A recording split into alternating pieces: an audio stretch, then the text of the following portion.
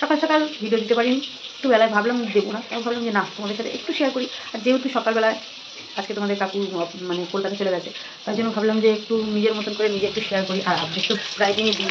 আর ভেবেছিলাম রান্না করবো না, কিন্তু আবার রান্না না করলেও না সময়টা কী করে কাটবে বুঝতে পারছিলাম না।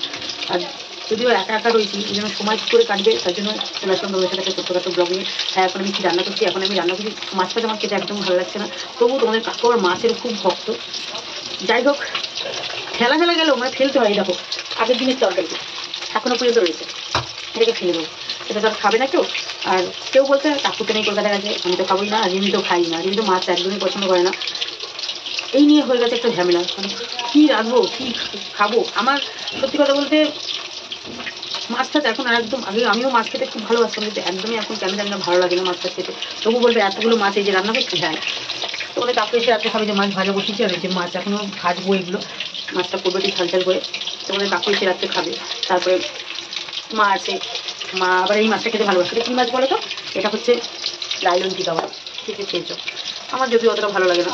আমি রান্না করবো ঠিকই, তারপরে দেখি এটার পরে কী রান্না করবো সেটা আমি সেটা দিয়েই খেয়ে নেবো। আমার একটু শুটকি মাছ, একটু বাটা, সব খেতে ভীষণ ভালো লাগে। একটু কচু ভাজা, যদিও সুগার এখন কচু ভাজাটা অতটা ভালো লাগছে না, তো যে কোনো পাতা বাটা দিয়ে ভাত খেতে কিন্তু ভীষণ ভালো লাগে। চলো আগে মাছটা উল্টে নিই, তবে গল্প করি। আমি প্রায় দিনই পাতা বাটা করি, আজকে আর পাতা বাটার মতন পাতা নেইও বলে আমি পাতা বাটা করতে পারলাম না, নাহলে পাতা বাটা দিয়ে আমার খাওয়া হয়ে যায়। আর একটু শুটকি মাছ, তাহলে তো কোনো কথাই হয় না। শুটকি মাছ দিয়ে শুটকি মাছ খেতে ভালো পাই, আমার কিন্তু ভীষণ ভালো লাগে। আমি শুটকি মাছ রান্না করি, দিদিও খায় না, আমার কাকুও খায় না, আমার মা আর আমি খাই। আর ওই আমাদের বাড়িতে কাজ করে জলই খাই। আমার যা কোনো তরকারি হলে আমি সত্যি কথা বলতে আমি যত পথই রান্না করি না কেন ওইটা আমি দিই। ওই আগেও যে কাজ করতো তাকেও দিতাম, একেও দিই। দেখো তরকারি এদিক ওদিক করে মানে অনেক খেলাই যায় বেশিরভাগ। কেউ তো খায় না, দিদিও খায় না, তোমাদের কাকু বেশি খায় না, ও অনেক গাদা এনে করলে তো এইটুকুনি তরকারি রান্না করা যায় না। ধরো যে জিনিসটা 500 লেগেছে সেই জিনিসটা আমাকে 500টাই রান্না করতে হয়, 250 রান্না করলে আর 250 কবে আবার রান্না করবো তখন ঠিক নেই, ওই জন্য আমাকে করতে হয়। করি, খেলা যায়, আমি ওকে ওটা দিয়ে দিই, বাচ্চা কাচ্চা আছে বাড়িতে খেয়ে নেয়। আমার মাও বেশি তরকারি অত পছন্দ করে না। আর তোমাদের কাকু 2 পদ হলে হবে না, 3 পদ 4 পদ এরকম রান্না করতে হয়। খাও না খাও রান্না করো, তেল মশলাও তো যায়, কিছু না করার নেই, করতে হয় সেই মানুষটার জন্য আমাকে। মাছ ভাজাটা করে নিই, করে এই মাছটা একটু ঝাল করে সর্ষে বাটা দিয়ে করবো ভাবছি। মুখে যেন রুচি লাগে না, শরীর খারাপটা হওয়ার পর মুখটা যেন ভালো লাগে না। মিষ্টিটা একদমই খাই না, এখন ঘুরতে গেলে আমার ঘরে মিষ্টি আসেই না। যদিও মিষ্টি ঘরে রাখতে হয় জানি, কারণ সুগারের মানুষ তো না, মানে কখন এই যে ওষুধ টষুধ খাচ্ছি কখন কি সুগার লেগে যায়, তার জন্য মিষ্টি দেবে। কারণ আমার নিজের থেকে দেখা, আমার মায়ের একটা সময় হয়েছিল, মাকে দিয়ে নিতে বলছি একটা সময় আমার মায়ের আগাগোড়ায় মানে খুব তাড়াতাড়ি সুগারটা আমার মায়ের ধরেছিল সেই সময়।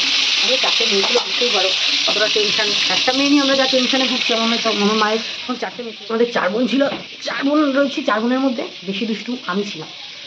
আমি এখনও জানি মাকে কী হারে আমি সারা পাড়া দৌড়ানো করেছি, ওই জন্য হয়তো আমার মেয়েটা এরকম দুষ্টু হয়েছে। মানে মা, আমি যেরকম জানিয়েছি আমার মাকে, আমার মেয়েও কিন্তু সেম টু সেম করছে, ঠিক আছে? হয়তো আমারটাই আমার মেয়ে পেয়েছে, আমি এটাই জানি। আমি মাঝে মাঝে ভাবি যে এত দুষ্টু ছিলাম আমি ছোটোবেলায়, মানে স্কুল লাইফে খুব বদমাশি করতাম। আর সেই বদমাশিটা মানে মা এখন বলে তো বুঝি, আর আমিও অনেকটা মনে আছে এখনও পর্যন্ত। মানে একটা সময় আমার মা মানে এমন লাঠি দিয়ে আমাকে মেরেছে যে লাঠি ভেঙে গেছে, এমন দৌড়েছে আমাদের পাশে। জানি না তোমরা সবাই জানো কি না, আমাদের পাশে একটা মাঠ আছে বিশাল বড়, সেই মাঠটা পুরো মাঠটা দৌড়ানো করেছি ওই মা। তো এখন ভাবি, এখন বয়স হচ্ছে তার, সেই দিনগুলোর কথা ভাবি, সেই দিনগুলো ফিরে আসবে না। তো ভাবি আমি এরকম ছিলাম। সত্যি কথা বলতে সেই ছোটোবেলার দিনগুলো এখন মাঝে মাঝে ভাবি কি, এই যে ইভেন্টের কাজ আমিও তো করতাম, আমি একটা সময় করতাম। যাই হোক, করতে তোমাদের কাকু যেতে দিল না, বন্ধ করিয়ে দিল। এখন ভাবি সেই বয়সটা যদি থাকতো আমি ছুটে চলে যেতাম কাজে। এই যে এই তোমাদের এত গালাগালি খেয়ে, এত মানে অপমান হয়ে এই বয়সেতে আসতাম না, বাইরেই কাজ করতাম। কিন্তু তোমাদের কাকু যে যেতে দেয় না, বাইরে কাজ করতে দেয় না, খাও না খাও ঘরেই থাকো, আর ঘরেই যেমন তেমন। আর সেই যেমন তেমন ভিডিও নিয়ে তোমাদের সাথে চলে আসি, জানি ভালো লাগে না, একঘেয়া ভিডিও তো কারো ভালো লাগে না। আমি ধরো কোথাও তো বেরোই না, ভাগ্য ঘোরার কপাল সবার থাকে না, আমারও নেই সেরকম ঘোরার কপাল। আমি মানুষের বাপের বাড়ি গিয়েও থাকে, আমার তো বাপের বাড়িতেই আমি থাকি, আমি আর যাবো কোথায়? বোনের বাড়িতে আগে যেতাম, তখন স্যান্ডি ছোটো ছিল, স্যান্ডিকে নিয়ে চলে যেতাম।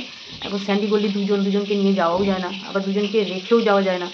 আমি যে কী পরিস্থিতিতে আছি আমি জানি। মন চাইলেও আমার ঘুরতে পারি না কোথাও। তারপরে মেয়েটাই যে গেছে, তোমরা বলবে মেয়ে গেছে ফাঁকা ফাঁকা, দেখো মেয়ে গেছে, আমি কোথাও ঘুরি বা না ঘুরি, ও একটু ঘুরলে আমার মনটা ভালো লাগে, কারণ আমি তো কোথাও নিয়ে বেরোতে পারি না। তাই জন্য ও গেলে বেরোলে, এই যে কাজে ফাজে আমি পাঠাই, কারণ বলো তো জানি ও একটু ঘুরতে পারবে, ও একটু আনন্দের মধ্যে থাকবে, একটু বন্ধু বান্ধবের মধ্যে থাকবে, একটু মনটা ফ্রি থাকবে, এই কারণেই পাঠাই। তারপরে যে পয়সার দরকার না তাও তো না, হয়তো আমার মেয়ে এখন বোঝে না, কিন্তু বুঝবে একটা সময় যে মানুষ কত খাটলে পরে তবে দুটো পয়সা ইনকাম করতে হয়। আমি একটা সময় প্রচুর খেটেছি, এখনও আমি মনে করি আমি যদি এখন বাইরে বেরিয়ে হেসে খেলে মানে খেটে দুটো পয়সা ইনকাম করতে পারি, তাহলে হয়তো আমার এই রোগগুলো মুক্ত হয়ে যাবে। কারণ আমি তো ঘর কোনো হয়ে গেছি, ঘর থেকে কোথাও বেরোতে পারি না, কোথাও যেতে পারি না, না কাজ করতে পারি। একটা সময় ঝাঁপিয়ে ঝুঁপিয়ে কাজ করতাম, সেগুলো সব বন্ধ হয়ে গেছে।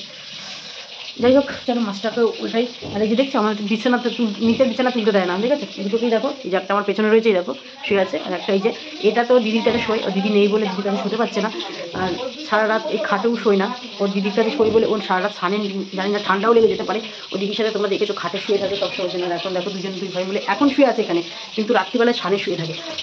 আজকে সকাল থেকে জানি না কোনটা যে বমি করছে, ঠান্ডা লেগেছে, আমার মনে হয় ছুটিটা এই যেহেতু ছুটিটা দিদির কাছেই ঘুমায়। চলো মাত্র উঠে তো বুঝতে পারবো। ঠান্ডি তো খাট থেকেই নামে না, ঠান্ডি সবসময় খাটাতেই থাকে, ও খাট থেকে একদমই নামে না, ওই জন্য আমি শীতকালে এই খাটটা আমার বেশিরভাগ পাতাই থাকে, আমি খাটটা তুলি না। আর গন্ডি ওপরে দিদির কাছে থাকে, গন্ডি যেহেতু দিদি নেই তাই জন্য এই নিচে এসে খাটেও শিখছে না, ওই নিচে শিখছে। তাহলে দেখো মেয়েটা ঘুরবে না। যাই হোক, ও যদি বাড়ি থাকে, ও মা ভাল লাগছে না, ও মা এখানে নিয়ে চলো, ও মা একটু ঘুরতে চলো, আমার এইগুলোতে না বেশি কষ্ট হয় যে আমি নিয়ে বেরোতে পারি না। তাই জন্য ওই জন্য আমি ভাবি যে যাক, ও যখন আবদার করেছে মাসির বাড়ি যাবে, যাক মাসি তো একটু নিয়ে বেরোক বা না বেরোক, বোন ভাই আছে ওদের সাথে ঝাঁপিয়ে ঝাঁপিয়ে আনন্দ করে। আর তোমাদের দেখতে পাচ্ছ বোনের সাথে কত সুন্দর রিলস টিলস করছে। বাড়িতে থাকলে সারাদিন ওই ফোন নিয়ে পড়ে থাকে, আমার ওটাতে আমার বেশি কষ্ট হয়। একা ঘরের মধ্যে ওই ফোন নিয়ে তার ভিডিও দেখবে, সময় কাটে না, যদি ওই সময় কাটে না বলেই ও ফোন নিয়ে, আর আমরা তো তাই করি না, কোথাও না বেরোলে পরে কাজকর্ম না থাকলে কী করি, ফোন নিয়ে পড়ে থাকি, আরও ওটাই করে। ওই জন্য এক কথাতে বলাতে আমি দিয়ে আসলাম মাসির বাড়ি।